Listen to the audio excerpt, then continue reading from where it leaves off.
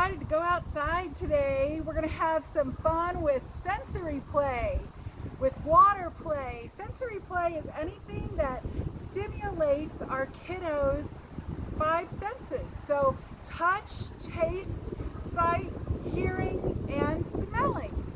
And we're going to do some activities today. A sensory play is wonderful for, of course, brain development, making all of those connections that we talk about in our kiddos' brains. It's fun. It helps our kids explore and discover and create.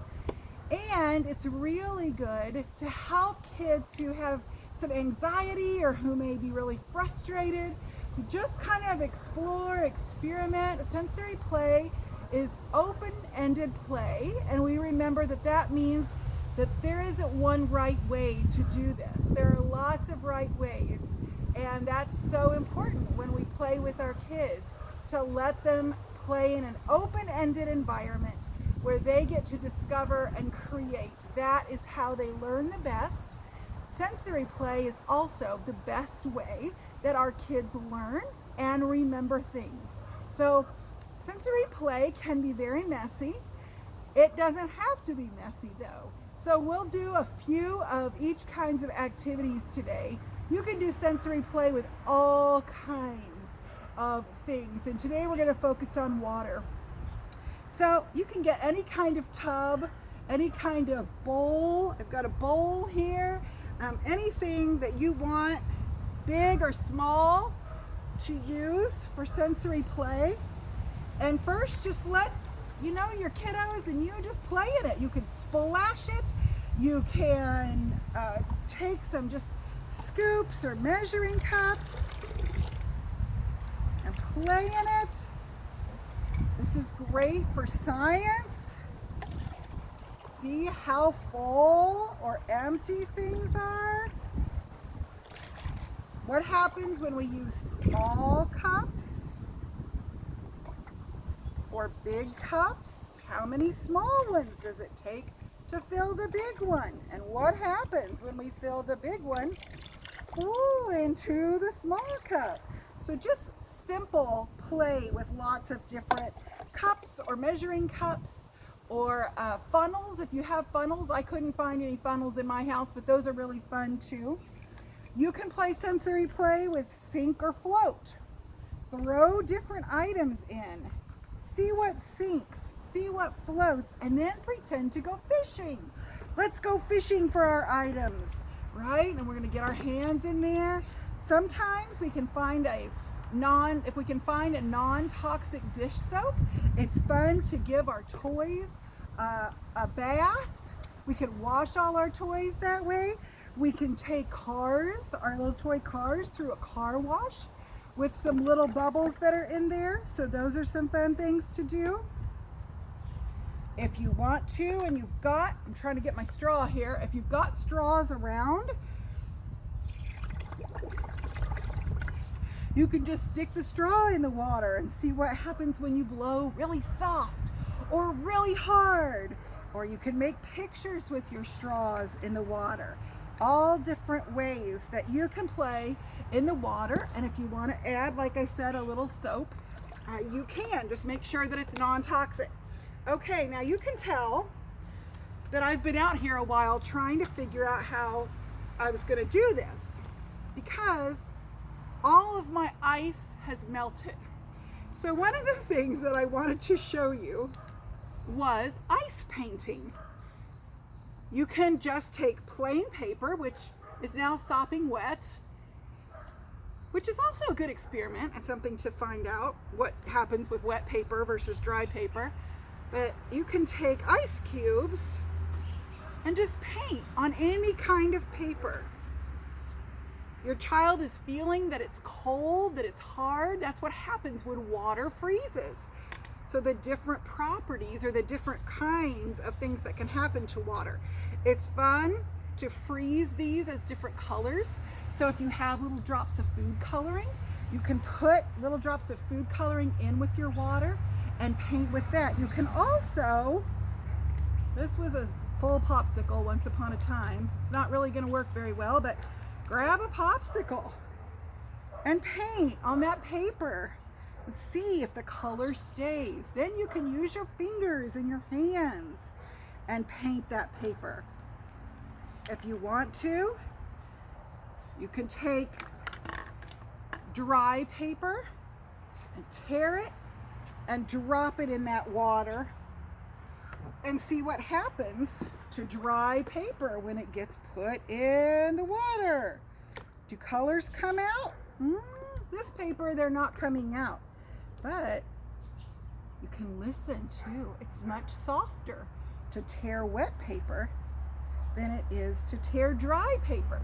So different things that you can do with water around your house. Bubbles are always great. This is great sensory play. You can pour them if you have older kids. Now, this is fun to do only if you have older kids who understand that you blow out of a straw for this activity. If they're going to suck in through the straw, you do not want to do this activity. It is not fun. I have done it and made the mistake, so I'm telling you not to do it this way. Put some bubbles in a little bowl. Put some food coloring in there and blow bubbles, and they'll come up over the bowl. And if you want to, then you can put a piece of paper on top. The bubbles will pop and the outline will be there, and that's really fun to do. But I did it once and the kiddos were too little and they sucked in and they tasted bubbles and it wasn't safe and it was gross and it was bad. So please do not do that unless your kids are old enough. But that's fun. We can make soup. This is a bowl that has water in it, and I walked around outside for a little while and I found some stuff I could make soup out of. Woo! I've got some dandelions and a clover and some dry leaves. This is great for sensory too. Dry leaves I'm going to crinkle up and put in there, and I put some fresh leaves in there too. Maybe I want a stick in there. Who knows what I might find. And then I'm going to pretend and I can stir it with a stick, or I can stir it with my hands and I can feel the crinkly leaves. I can break the branches. I can hear what's going on there. Now, I don't want to eat this soup. I only want to pretend, but garden soup is a fun sensory activity. And then I saved my favorite and the most messy for last, because we're going to make mud. So grab some dirt, put it in a little, you don't have to have a watering can. It was the only empty container I could find out here. And then we're going to use our hands. And we're going to mix up the dirt, and we're going to mix up the water and the mud. And I think I put too much water in it, but you know what? That's a good learning too, right? Because I still have some mud right here. See my mud? Ooh, this is fun. I like to play in the mud. And then I can serve mud pies, and I can scoop it up in little cups. And I can serve it, and we can pretend to eat it. If I wanted this to be thicker mud right now, what would we do? We'd go out on a walk and we'd find some more dirt, and we'd learn that pouring more dirt in here is going to make it a different feeling. And if I want it more watery, I'm going to put some more water in it. So really, for the most part, almost all of these things are around our houses. It's a fun way to do sensory play. Make sure that if you're going outside, you put sunscreen on, because it's safe and it's good, and it's a good sensory experience as well, because you're getting, all that lotion on you and all that good stuff. So very important to put sunscreen on. And I would say have a really good time. Be as messy or as not messy as you want, but enjoy sensory play in all different ways. If you do anything that we've tried today, or tried something new on your own, please feel free and let us know. I would love to see what you do with sensory play. Have a great time. And now I'm going to figure out how to turn this phone off with my hands like this. So you can stop the video now, and I'm going to go work on that. Bye-bye, have a great week.